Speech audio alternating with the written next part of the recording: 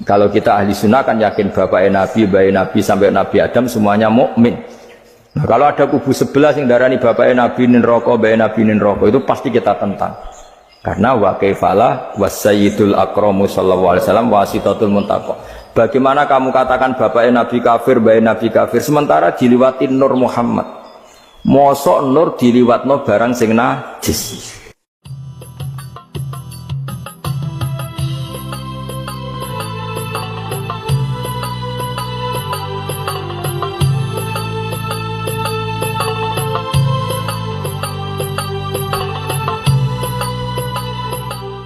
Terus rungokno ya. Jadi problem utama kanjeng Nabi Muhammad sallallahu alaihi wasallam ketika memaklumatkan diri jadi nabi niku piyambake ini wong Arab. Arab niku tiyang Mekah. Wong Mekah niku terkenal ummiyah. Ummiyah niku goblok-goblok, tidak terpelajar.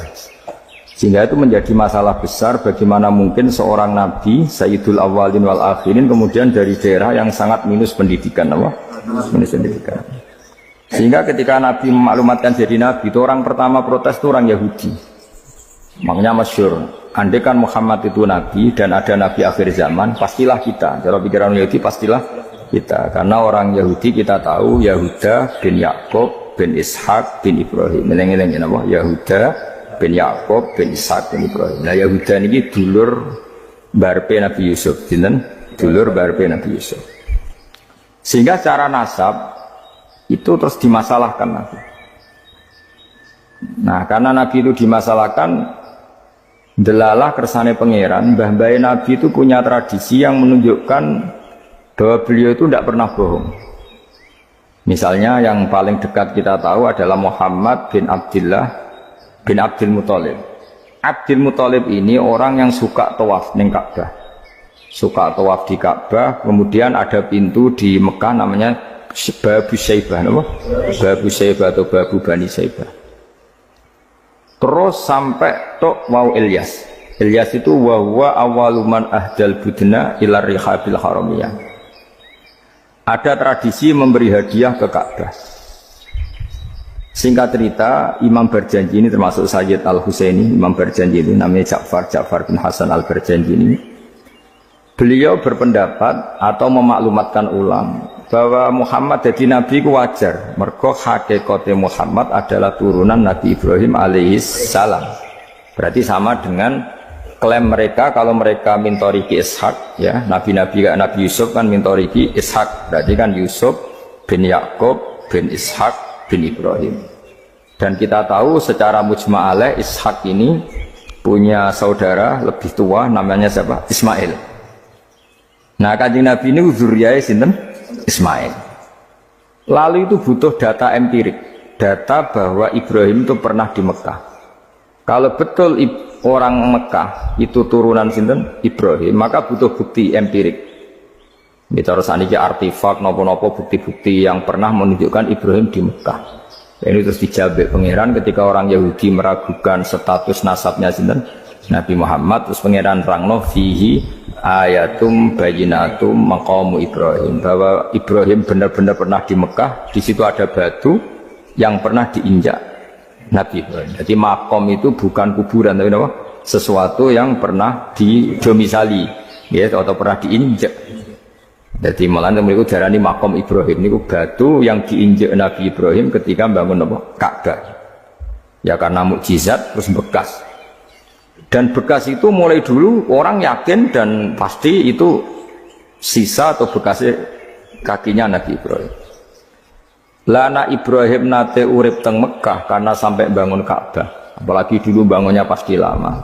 Berarti mungkin sekali Ibrahim meninggalkan zuriyahnya di Mekah.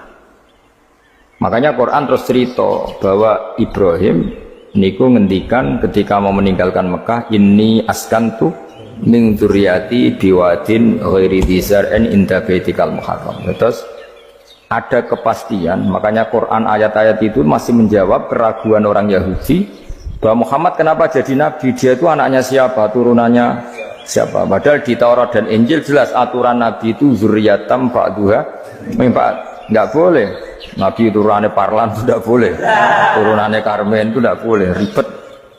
Napa? Ribet. Nabi itu harus turunan Nabi. Bukan karena Allah itu asobia, ndak. Masyarakat itu lebih ikhlas. Misalnya Nabi, turunannya Nabi, bayi Nabi hormat kan enak. Bapaknya soleh, bayi soleh, buyute soleh. Misalnya Nabi sebagai Karmen katokan cekak kan juga bingung. Orang dihormati bapaknya Nabi, dihormati katokan cekak main gaple, kan juga bingung. Jadi aturannya harus itu. Loh, nak kiai oleh kiai kan tidak maksum, derajatnya kan di bawah. Pemenang kiai maklar lah oleh, soalnya oleh. Ini masalah Nabi apa? Orang yang spesial. Itu harus bapaknya spesial, mbahnya spesial, duitnya spesial. Sehingga aturan jadi Nabi itu memang harus dzurriyatam ba'duhan. Kalau kiai boleh. Pemenang maklar tambah boleh. Tapi kalau Nabi tidak boleh. Nah, aturan-aturan itu ada di Taurat dan Injil. Makanya yang pertama soal orang Yahudi, kalau Muhammad Nabi itu bapaknya siapa, mbahnya siapa. Dan Sayyid Barjanji ini yang ngarang Barjanji itu kitab yang sangat ilmiah. Makanya kata Mbah Mun, meskipun ada simtuduro, orang itu nggak boleh meninggalkan Barjanji karena kitab madaih yang mamlu'ah bil ilmi itu Barjanji. Tapi yang isyek itu simtuduro, ya. Tapi yang tua itu Barjanji. Namanya alhamdulillah. Kita mbuh piro kadar itu dibaca semua.